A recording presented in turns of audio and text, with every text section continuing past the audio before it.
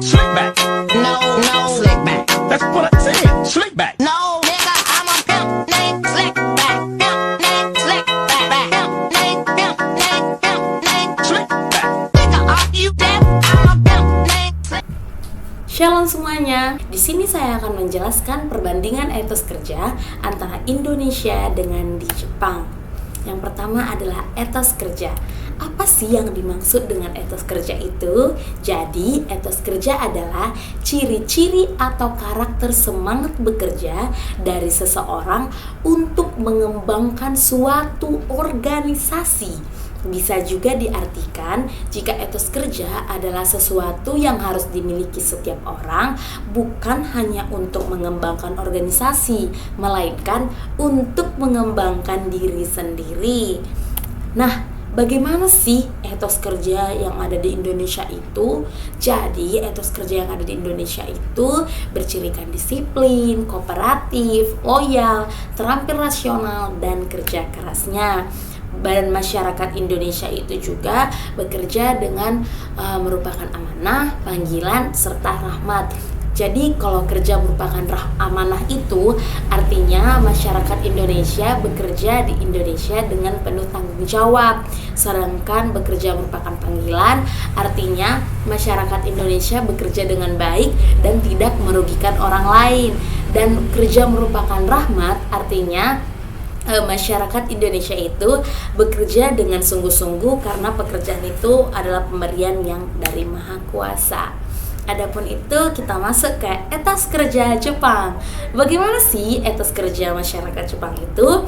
Jadi, masyarakat Jepang adalah masyarakat yang etos kerjanya baik dan penuh dengan etika. Budaya kerjanya juga disiplin, bekerja dengan detail, berdedikasi tinggi, tidak membedakan pekerjaan, serta kebiasaan yang lembur. Nah, hampir sama kan dengan orang Indonesia.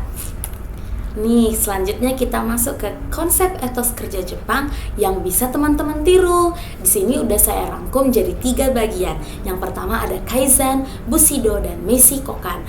Nah, kita masuk ke Kaizen. Apa sih yang dimaksud dengan Kaizen itu dan gimana sih konsep kerjanya? Jadi teman-teman, Kaizen itu sebuah pengembangan dan perbaikan yang dilakukan berulang-ulang. Konsep Kaizen ini mengajarkan masyarakat untuk berkomitmen dengan waktu. Jadi konsep ini ngajarin kita supaya kita itu bisa on time atau tepat waktu. Dan yang kedua ada Bushido. Cara ini ialah menerapkan konsep dengan menghargai rekan kerja, setia pada pekerjaan, dan optimis dalam melakukan sesuatu. Artinya ini agar masyarakat Indonesia itu bisa menghargai teman pekerjaannya, bisa setia pada kerjaannya, dan bisa yakin untuk melakukan pekerjaannya itu dengan baik. Dan yang terakhir ada Meisikokan. Meisikokan ini konsep menukar kartu nama dan digunakan sebagai acuan bisnis. Jadi kalau konsep orang Jepang, konsep etos kerja orang Jepang itu mereka ada yang namanya menukar kartu nama dan itu digunakan sebagai acuan mereka untuk melakukan bisnis. Nah, setelah sampai di situ, teman-teman bisa rangkum nggak ya apa ya perbandingan etos kerja antara Indonesia dengan Jepang itu? Kita akan lanjut ke ini dia, masyarakat Jepang. Jadi kalau masyarakat Jepang itu mereka itu orangnya pantang menyerah. Mereka itu lebih baik mati daripada dikenal malu. Dari sini kita bisa nyimpulkan kan kalau orang Jepang itu nggak kenal sama yang namanya capek. Mereka itu pokoknya harus lulus, harus bagus, tidak kenal sama yang namanya kegagalan. Mereka itu sanggup bekerja lembur tanpa mengharap adanya bayaran. Nah, sedangkan orang Indonesia gak semua ya pasti bisa kayak gitu. Dan terus nih, mereka merasa lebih dihargai jika diberikan tugas pekerjaan. Nah, kalau orang Jepang itu, mereka itu merasa senang kalau ada yang memberikan pekerjaan. Dan apalagi pekerjaan itu yang berat dan menantang bagi mereka. Kalau hasil produksinya meningkat dan perusahaan mendapat keuntungan besar, otomatis mereka juga mendapatkan balasan yang setimpal. Nih kita akan lanjut ke ciri-ciri etos kerja Jepang. Kalau etos kerja Jepang itu mereka ciri-cirinya itu bekerja untuk kesenangan, bukan untuk gaji semata. Jadi mereka itu ngelakuin kerja karena untuk kesenangan, bukan karena memikirkan gaji. Dan terus mereka itu mendewakan langganan. Maksudnya itu mereka menghormati pelanggan yang datang ke tempat kerja mereka, dan bagi mereka bisnis itu adalah perang. Tuh gimana guys? Pasti teman-teman di sini bisa lebih paham ya kalau orang Jepang itu sangat berbeda sekali dengan orang Indonesia. Dari sini juga kita bisa menyimpulkan kalau masyarakat Indonesia itu biasanya harus disuruh dulu baru bisa bekerja. Tidak semua, tapi rata-rata ada yang seperti itu. Nih, kita bisa lihat masyarakat Indonesia itu dikenal dengan istilah hari ini harus lebih baik dari hari kemarin, dan hari esok harus lebih baik dari hari ini.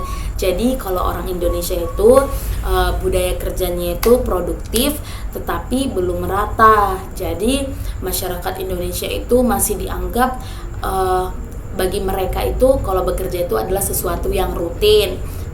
Bahkan di sebagian karyawan bisa jadi bekerja dianggap sebagai beban dan paksaan, terutama bagi orang yang malas. Jadi perbedaannya dapat sekali ya. Kalau orang Jepang tadi bekerja untuk kesenangan, kalau orang Indonesia menganggap itu beban. Dari sini teman-teman bisa menyimpulkan kan bagaimana perbandingan antara etos kerja Jepang dengan etos kerja Indonesia. Adapun itu etos kerja orang Indonesia, tidak semua tapi sebagian ada.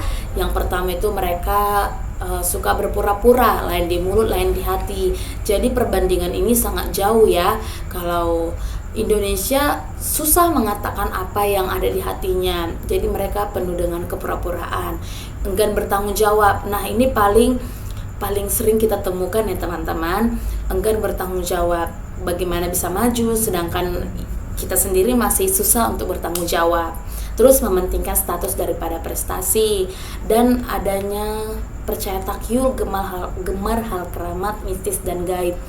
Kalau di orang Jepang pemikirannya sudah maju, sedangkan orang Indonesia masih ada yang mengarah ke hal-hal gaib. Tidak semua, tapi sebagian ada. Dan kurang kuat mempertahankan keyakinan. Ini yang paling sering dilakukan oleh orang Indonesia teman-teman. Mereka itu masih susah ngambil keputusan atau pelin-pelan dan gampang terintimidasi.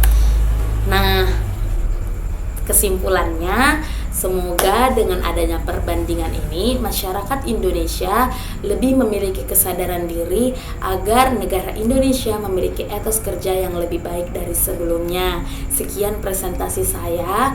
Mohon maaf apabila ada kata-kata yang kurang tepat atau presentasinya yang belum memenuhi hati ibu.